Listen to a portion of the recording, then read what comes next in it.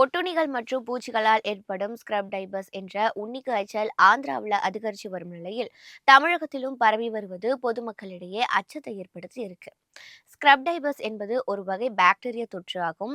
ரிகட்சியா எனப்படும் பாக்டீரியாவால் பாதிக்கப்பட்ட ஒட்டுண்ணிகள், பூச்சிகள் போன்ற உயிரினங்கள் மனிதர்களை கடிக்கும் போது அவர்களுக்கு உண்ணி காய்ச்சல் ஏற்படுது. உண்ணி காய்ச்சல் ஏற்படுவதற்கு காய்ச்சல், தலைவலி, உடல் சோர்வு உள்ளிட்டவற்றுடன் தடிப்புகள் போன்றவை முக்கிய அறிகுறிகளாக இருக்கு.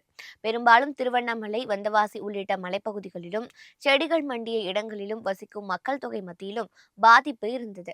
தற்போது சமவெளி பகுதியிலும், குறிப்பாக சென்னை போன்ற நகர பகுதிகளிலும் ஸ்கிரப் டைபஸ் காய்ச்சல் பாதிப்பு கண்டறியப்பட்டு வருது. அண்டை மாநிலமான ஆந்திராவில் 1592 பேருக்கு இந்த பாதிப்பு ஏற்பட்டுள்ள நிலையில் 9 பேர் இந்த காய்ச்சலால உயிரிழந்ததாக கூறப்படுது. தமிழகத்திலும் உண்ணி காய்ச்சலால் தினசரி 5 முதல் 10 பேர் வரை பாதிக்கப்பட்டு வருவது மக்களிடையே அச்சத்தை ஏற்படுத்தி இருக்கு. பொதுமக்கள் தங்கள் வீட்டை சுற்றியுள்ள செடிகளை அகற்றி சுத்தமாக பராமரிக்க வேண்டும். செடிகள் மண்டிய பகுதிகளுக்கு செல்லும் போது பூச்சிகள், ஒட்டுண்ணிகள் நம் உடல் மீது படாதவாறு தற்காத்துக் கொள்வது அவசியம்னு அறிவுறுத்தப்பட்டு இருக்கு.